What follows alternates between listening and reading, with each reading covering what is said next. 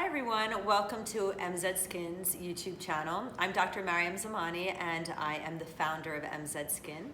I am also a doctor. I'm an oculoplastic surgeon in London and double board certified in the US as well as the UK.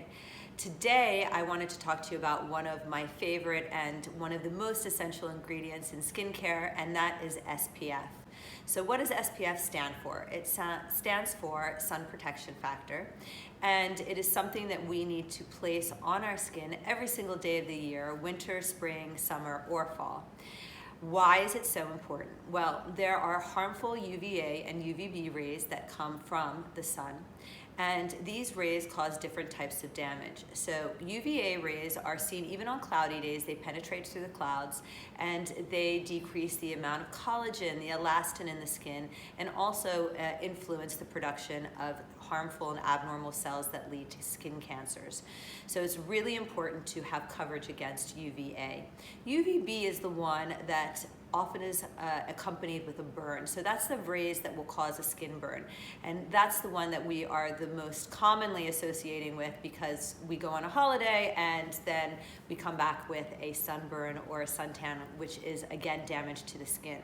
So together, both of these rays are very harmful because they cause the degradation of collagen and elastin, cause pigmentation, fine lines and wrinkles, and overall photoaging of the skin and premature aging of the skin. You have to also remember that whenever you use SPF, some of the areas that are often most neglected are the bald patches for men, along the hairline, the ears, the upper and lower eyelids, as well as the hands and the décolletage. We are often very good at washing our face, putting on our lovely skincare, our moisturizer, and then following up with SPF, but we sort of just rub it a little bit around everywhere. Make sure you get into the hairline, get into and onto the ears, the earlobes, the neck, the décolletage, and the backs of the hands. I have created two products because I think it's so important, and I wanted to have it part of my moisturizer so that people, even if they forget, they have some form of coverage.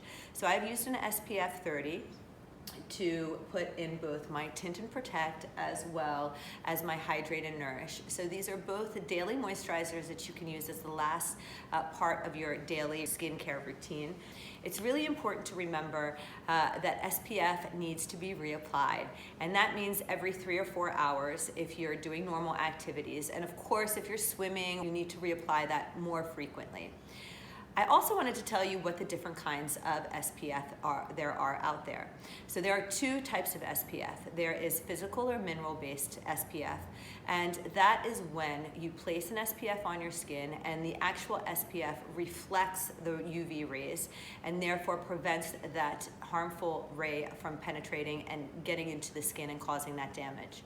Then there's also chemical SPF, also known as organic SPFs. And those are the SPFs that sometimes you read on the packaging you have to place on your skin for about 15 to 30 minutes prior to sun exposure.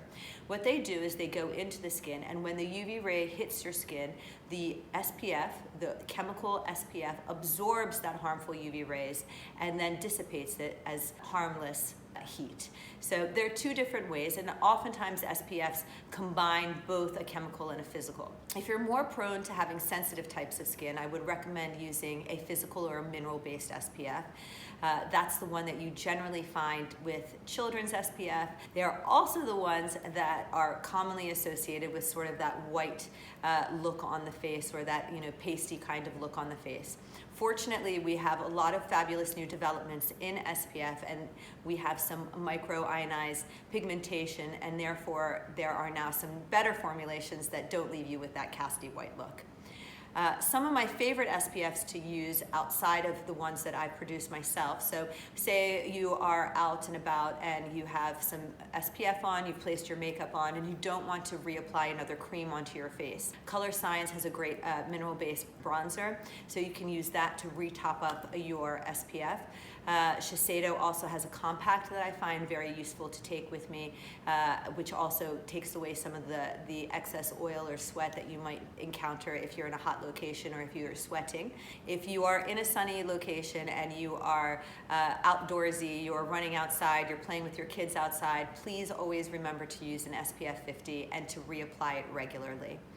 I hope that you have learned a lot from these few minutes with me, and I hope you enjoy whatever activity you're doing outside, but always remember SPF is key.